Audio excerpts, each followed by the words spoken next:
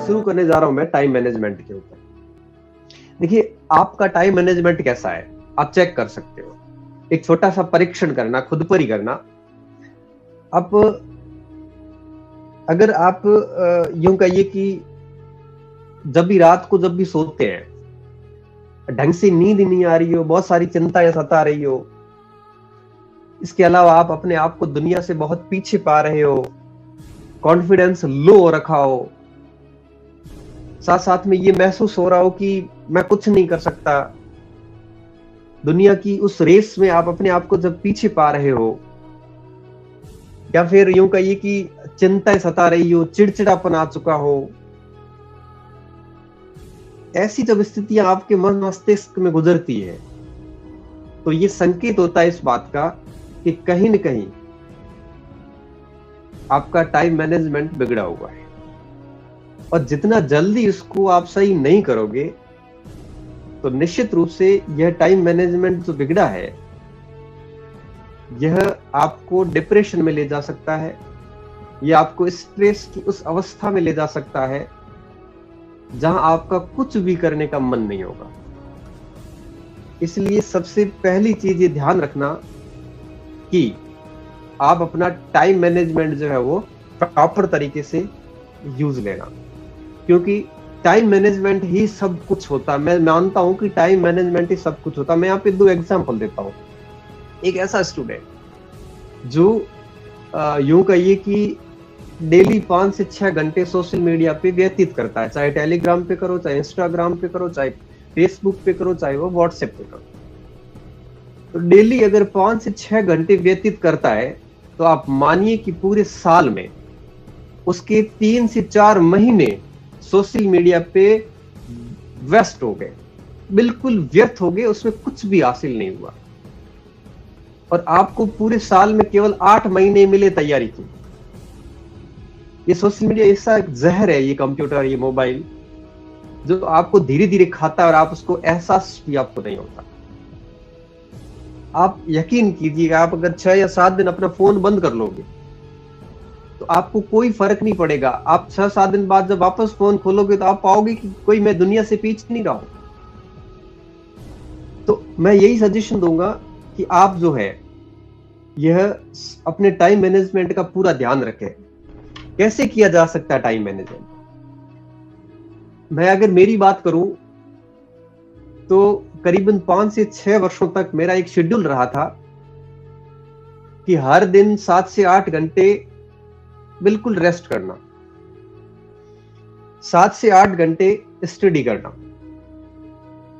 और 7 से 8 घंटे खेलना, परिवार के साथ व्यतीत करना, दोस्तों को देना, बाजार जाना, कोई जो भी बचे कुछ कार्य है वो सब करना। ये सारे कार्य मैं 7-8 घंटे में करता था और ये सिस्टम मेरा लंबे समय तक चला है। तो 8-8-8 का रूल्स था। 8-8-8 मतलब 24 घंटे का उपयोग आप 3 भागों में बांट देते हो। अब आप देखिए कि अगर आप 8 घंटे रेस्ट करते हो, 8 घंटे पढ़ाई करते हो नियमित रूप से, तो एक ऐसा समय आएगा कि अगर 8 घंटे आप 2 महीने पढ़ के देखिए, आप 2 महीने छोड़िए, सप्ताह भर पढ़ के देखिए, आपका कॉन्फिडेंस एक अलग लेवल पर होगा। एक कई बार आता है अपन परीक्षा आती है तब अपन बहुत बुरी तरह से पढ़ाई कर लेते हैं। तो मैं आपको एक एग्जांपल देता हूं। एक व्यक्ति एक जिम जाता है, हर दिन वो 1 घंटे जिम जाता है और अगर वो 2 महीने जिम जाता है तो 60 घंटे जिम जाता है और 2 महीने उसका शरीर अच्छा हो जाता है। अब एक व्यक्ति आया, उसने कहा 60 घंटे की तो बात है, उसने दिन में 15-15 घंटे जिम करना शुरू कर दिया, उसके 60 घंटे 4 दिन में ही पूरे हो गए। अब बताइए शरीर सही किसका रहेगा और बीमार कौन होने वाला? तो अगर आप सोच रहे हो कि जब परीक्षा आएगी तब हम 20-20 घंटे पढ़ के ये गैप पूरा करेंगे, तो आप बहुत गलत सोच रहे हो। एक व्यक्ति दिन में 2 रोटी खाता है, 30 दिन तक वो 60 रोटी खाता है। आप सोच रहे हो कि वो 60 रोटी का कोटा मैं 5 दिन में पूरा कर दूंगा, तो आप बीमार होंगे, स्वस्थ नहीं रह पाओगे। इसलिए पढ़ाई के घंटे अधिक हो ये जरूरी नहीं है, लेकिन निरंतरता होनी बहुत जरूरी है। और अगर आप निरंतर बने रहोगे तो टाइम मैनेजमेंट स्वतः ही होता है। अगर आपको ये हो कि भाई मुझे डेली 7-8 घंटे 6-7 घंटे पढ़ना है, मैं तो कहता हूँ डेली 5-6 घंटे पढ़ा हुआ भी बहुत होता है। अगर आप डेली 5 से 6 घंटे नियमित रूप से पढ़ते हैं तो 1-2 महीने के बाद आप निखर जाओगे। आपका एक अलग लेवल का कॉन्फिडेंस होगा, एक अलग लेवल की चमक आ जाएगी और एक अलग लेवल का पेपर का करने का तरीका विकसित होगा। आप यकीन नहीं करते हो, आप एक बार करके देखना, मेरी बात पर विश्वास करना, और आप 15 दिन तक डेली 7-8 घंटे नियमित रूप से पढ़ना। उसके बाद आप इतना अच्छा महसूस करोगे कि आप मन ही मन मेरे को ही धन्यवाद दोगे कि सर ने बहुत अच्छा हमें जो है वो बात बताई। तो नियमित रूप से 7 से 8 घंटे आप अपना एक टाइम टेबल बांध दीजिए। कई बार क्या होता है, इमरजेंसी आ जाती है तो हमारा पूरा शेड्यूल बिगड़ जाता है। कोई बात नहीं, अगला दिन जब आएगा तो उसका गैप आगे 2-4 दिन में पूरा कर दो। तो 8-8-8 का शेड्यूल बना दीजिए। मैं यही कहूंगा, अगर आप ये नहीं करते हो तो निश्चित रूप से आप दुनिया की रेस से पीछे रह जाओ। समय प्रबंधन के लिए ये जो 8-8 का फॉर्मूला है, इसको लागू करना इतना आसान कार्य नहीं है। इसको लागू करने के लिए कुछ चीजों का ध्यान रखना बहुत ज्यादा जरूरी है। कौन सी चीजें जो आपको ध्यान रखनी है? देखो, मैं जो बात बोल रहा हूं यहाँ पे लाइव सेशन में, एक एक चीज जो है ये मैंने मेरे ऊपर अप्लाई कर रखी है और मैं वही बात बोल रहा हूं वहां पे।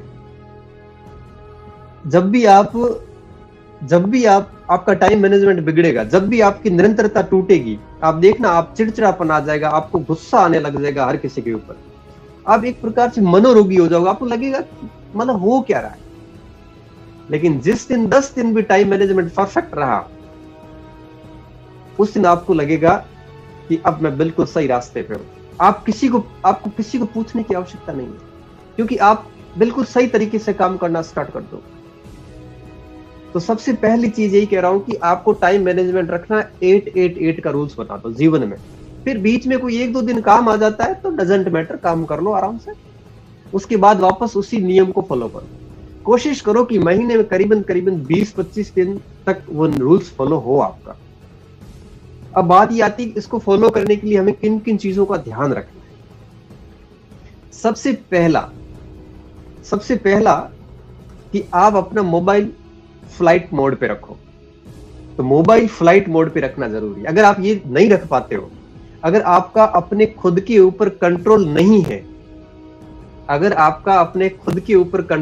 है, तो एक बात मेरी नोट कर लेना जिंदगी में, अगर आत्मनियंत्रण नहीं है, आप अपने ऊपर कंट्रोल नहीं कर सकते, स्व नियंत्रण नहीं कर सकते, तो आपको कभी न कभी पर नियंत्रण अर्थात पराधीन रहना पड़ेगा। या तो स्वाधीन रहो या पराधीन रहो। स्वाधीन वो है जो आत्मनियंत्रण करता है, पराधीन वो है जो खुद पर नियंत्रण नहीं कर सकता, इसलिए वो किसी और के रूल्स से नियमित होगा, संचालित होगा। तो आत्मनियंत्रण बहुत ही ज्यादा जरूरी है। इसलिए सबसे पहला काम कीजिए कि दिन में 8-10 घंटे 12 घंटे जितना हो सकता है ये हैबिट विकसित कीजिए। हर दिन आज शुरू कर दीजिए, कल से शुरू कर दीजिए। ये कल 5 घंटे मेरा फोन बंद रहेगा। उसके बाद धीरे धीरे ट्राई कीजिए, कभी 5 घंटे 6 घंटे 7 घंटे। ऐसे नहीं हो कि एक दिन फोन बंद कर दिया, दूसरे दिन फिर दबा के यूज किया उसका वापस। तो फिर वापस वही बात कि हमारे यहाँ क्या ना, वैराग्य मशानिया वैराग जागता है। यहाँ जब कोई व्यक्ति मरता है तब ऐसे फील होता है कि बस दुनियादारी में कुछ नहीं है, सब कुछ छोड़ दो। 2 दिन तक ऐसे वैराग्य की भावना रहती है। तो ऐसा मशानिया वैराग नहीं होना चाहिए। ऐसे जब प्रण अगर कर लो तो फिर उसको नियमित रूप से बनाए रखना। दूसरी चीज टाइम मैनेजमेंट के लिए दूसरी सबसे बड़ी जरूरी चीज है, वो है नकारात्मक रोंदू लोगों से, जो छिद्रान्वेषण होते हैं ना, जो हर समय गलती निकालते रहते हैं। ऐसे लोगों से आप दूर रहें।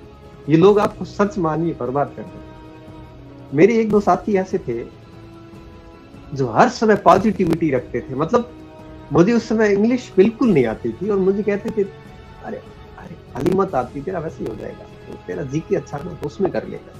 मतलब मेरे को इतना पॉजिटिव रखते थे कि मेरे अंदर से अपने आप ही कॉन्फिडेंस आ जाता। तो ऐसे जितने भी लोग हैं जो नेगेटिव बात करते रहते हैं, रोते रहते हैं, हर समय रोते रहते हैं, रोने का मतलब आंसू नहीं बहाना, ऐसे मुंह बना के भर्ती तो आएगी नहीं, सरकार है स्थिर है, पता नहीं क्या होगा, सरकार निजीकरण करने जा रही है तो सरकारी वैकेंसीज नहीं आएगी। इस टाइप के जो लोग हैं, ऐसे लोगों से भले ही आपकी कितनी भी अजीज क्यों नहीं हो, ऐसे लोगों से जितना हो सकता है उतनी जल्दी दूरी बना लीजिए, क्योंकि ऐसे लोगों से दूरी बनाना ही आपकी आधी से ज्यादा सफलता है। तो ऐसे चंद्रान्वेषक नकारात्मक रोंदू लोगों से दूर रहिए। क्यों?